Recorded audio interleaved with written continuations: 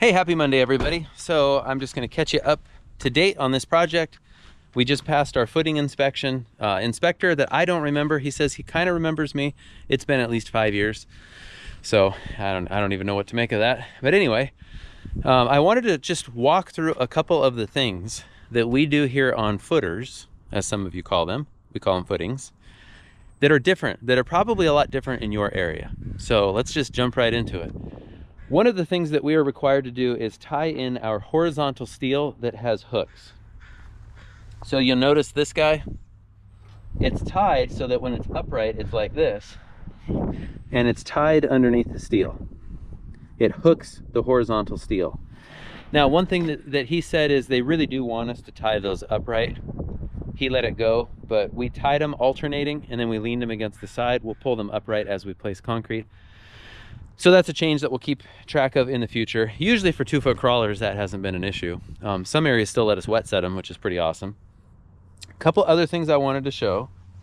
This is called a dobie. They're ridiculously cheap. It's a lump of concrete with some tie wire. So here's how that works. They're 3 inches. You can order them in different sizes, but 3 inches. Remember, concrete is extremely strong in compression, but not in tension. So placing the rebar a little bit closer to the bottom is a better thing. It's just our standard. Here's something that I notice a lot in looking at videos on social media, and that is we are required to have overlaps of our steel. To be honest, I don't remember what the code is anymore. We just overlap everything 30 inches. It used to be 15 times the diameter. No, 30 times the diameter of your bar, so 1/2 inch bar would be a 15-inch overlap.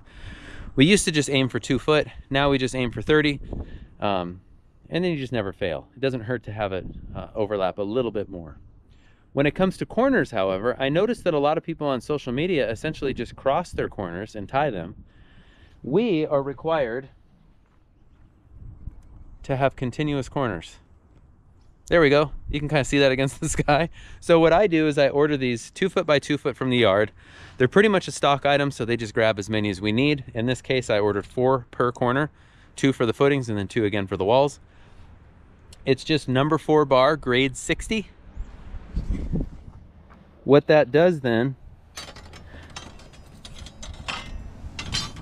is it just overlaps the steel.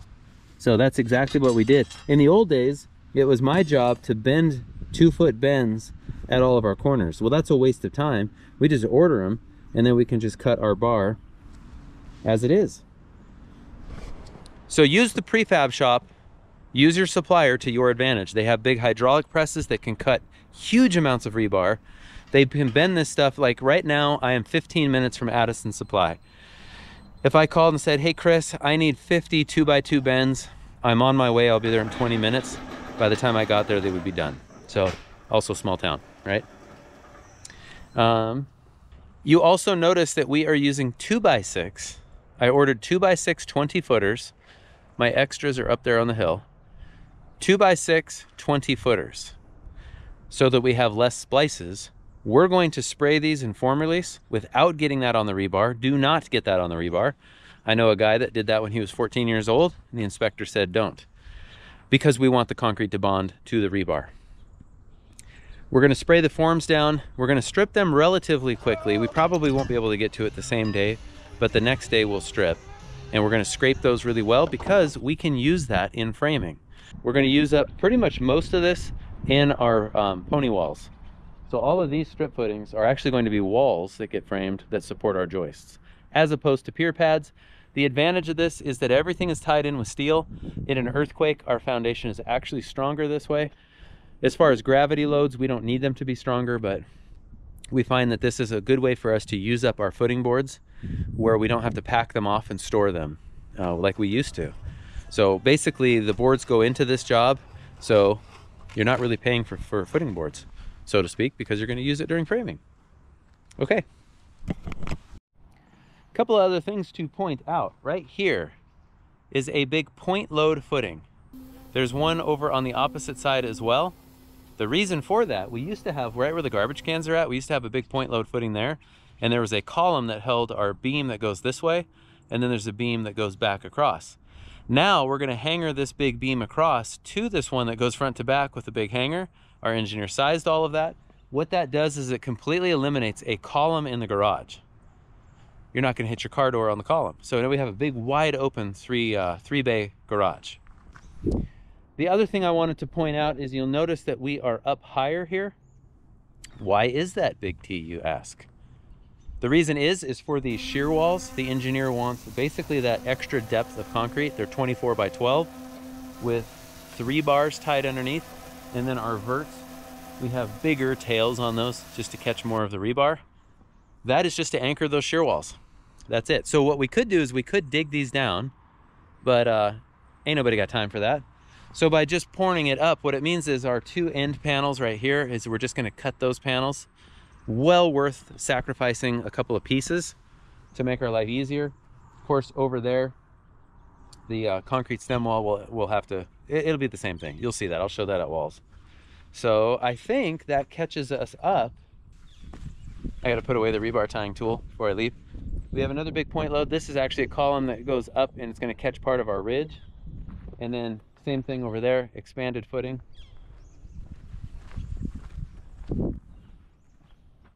Expanded footing with steel here. Again, that's the ridge point load.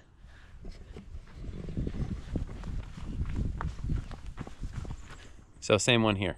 So if I was really smart, what I would do is show you ridge point load, ridge point load, ridge point load. Right here, expanded because the beam that comes across the garage, well, same thing. So think of it this way, like why are we doing an expanded point load? It's like walking in snow with snowshoes versus just walking in your snowboard boots, is you stay on top of the snow. So that's basically what a point load is like. It just distributes that load a little bit more. Of course, a lot of that depends on the bearing capacity of your soil. Certain assumptions are made on the area, so we're always way stronger than it needs to be. Okay, we are 5 minutes away from placing concrete. We got a text message when they batched the load. We got a lot of rain the last couple of days. I was super worried about getting the truck up here, so we went ahead and changed the load. 18.5 yards total. It was going to be 3 trucks, so we just split it evenly. That lightened each truck 12,000 pounds. Pump guy thinks we could have done it with full load, but hey, we're doing 3 trucks anyway. What difference does it make? So anyway, we're going to be using a line pump, and we don't have to handle the line. So giddy up.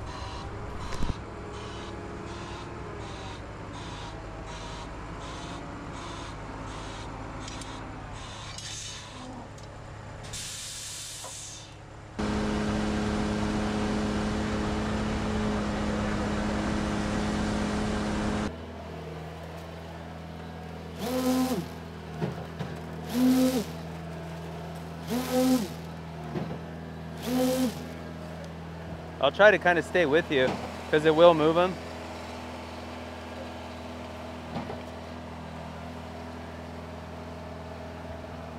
And if we need extra, Ethan and Kyle, just scoop some of this up and just dump it in there with your trowel. See how Kyle's doing it? Yeah.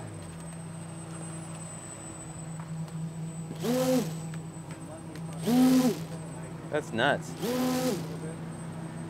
It has the power, but it's half the weight of a gas-powered one. That is nuts. As you can see, that concrete mix is loose, but not so loose that it just comes flying out from underneath the forms. In fact, we need that Makita XGT concrete vibrator. That was the very first time we've used this one. It was a lot more powerful than we were anticipating. What the Vibe does is it consolidates the concrete around the steel and it removes the air bubbles. I'll try to give you I don't think these guys are... Yeah. We got it, we got it.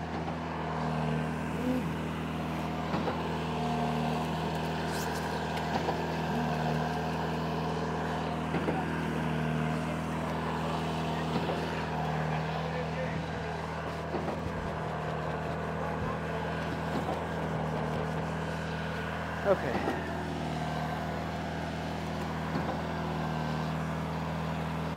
You can see there, it does spill out from underneath. That was about the deepest part of the footing, but again, it's not a big deal. We got plenty of help.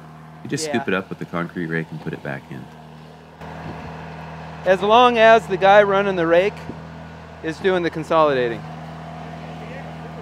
don't mind.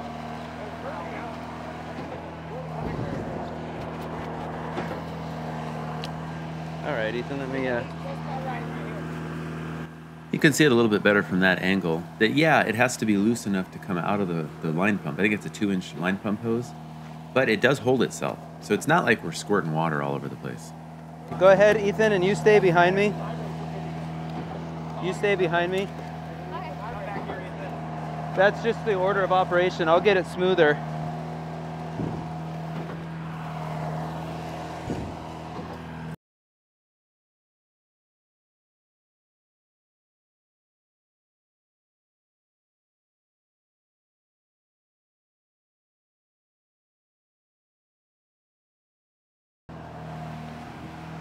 Hey, you guys look pretty professional.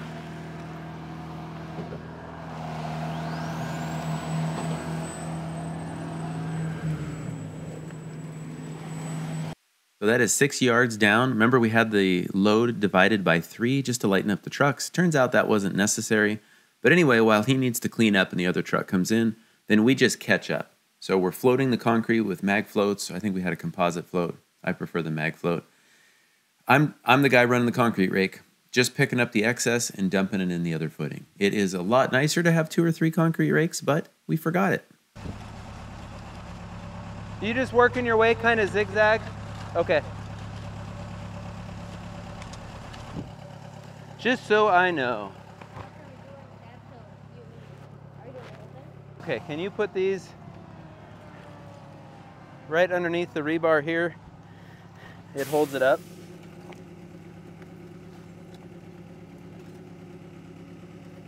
Perfect. Perfect. No.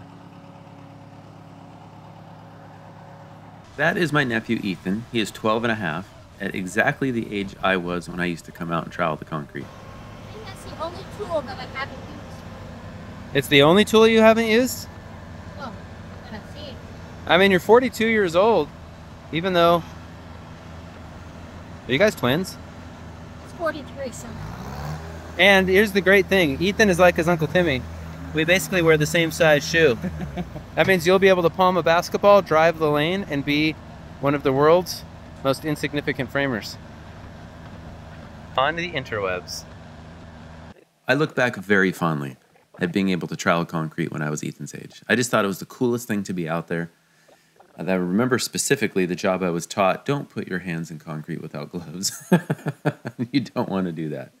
Anyway, so there's the XGT vibrator again.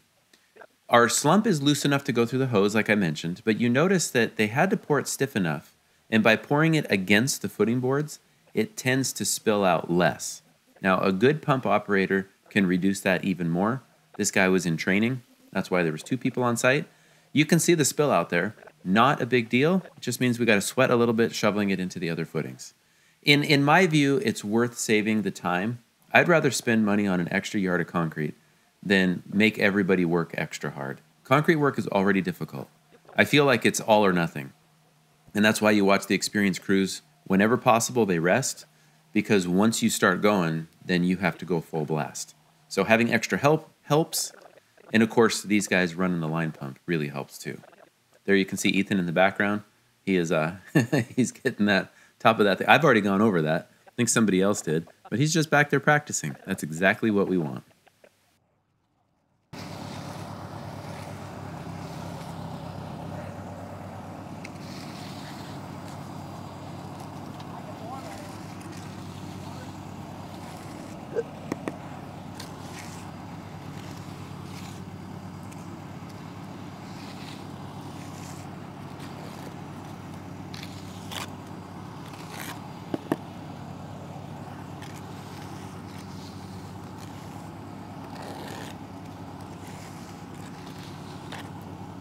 Yeah, so whenever you're done, see how we'd call these mohawks? Like we're a little low.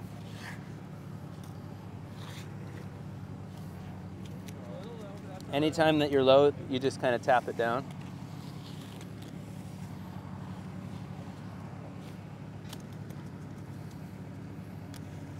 And then your last stroke is usually what I would call parallel with the form. And see how, like, that's not a big deal.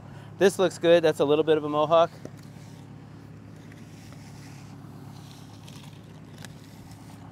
That's pretty good. Yeah, otherwise it looks good. Okay, so I had him bump it up to 7. Yeah, I think that's smart. But I don't want to go 8 because then we're going to end up with 1.5 yards extra. Yep. So yeah, we had spill out, but we measured every overlap. I don't use my heater very much at all, except it's like sweating for no reason. All right, second truck down.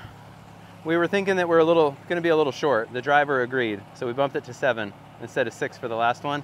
And I bet you we are blowing out in the middle of the garage. We're going to be nice and close. I'd like to introduce you to our new MVP. This is our newest employee, Ethan.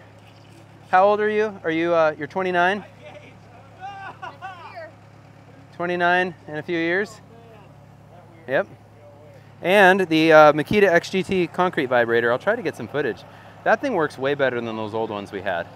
So maybe on that form, the big pier, I'll overfill it, and you got to see this. I mean, it is, yeah, that is something. Okay, we're all just sweaty. The sun came out, we're not ready for this.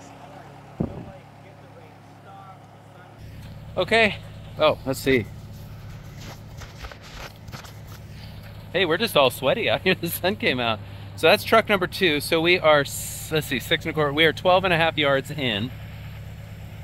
And the driver thought of truck 2.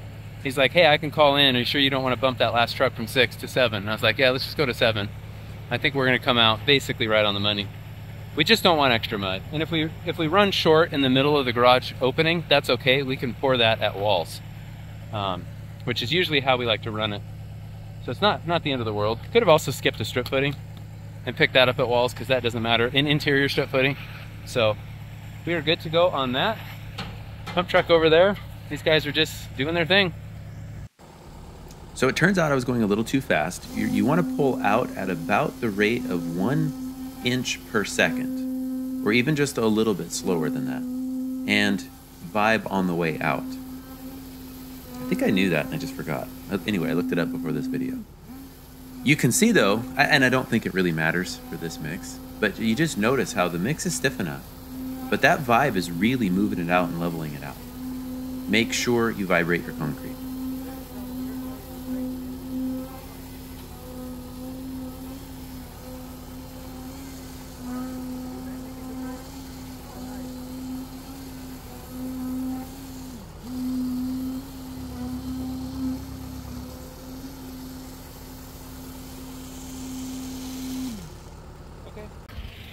Okay, we are done. We are also sweaty. So I had figured 17 3/4, I think. 18.5 is what we ordered. And then that third driver was like, I don't think that's 6 is gonna be enough. So we're like, let's go 7. Should have gone 7.5. That's okay to leave out the middle of the garage. We're gonna pour that when we get walls. As long as we can set our wing walls, then we're fine. So, not too bad.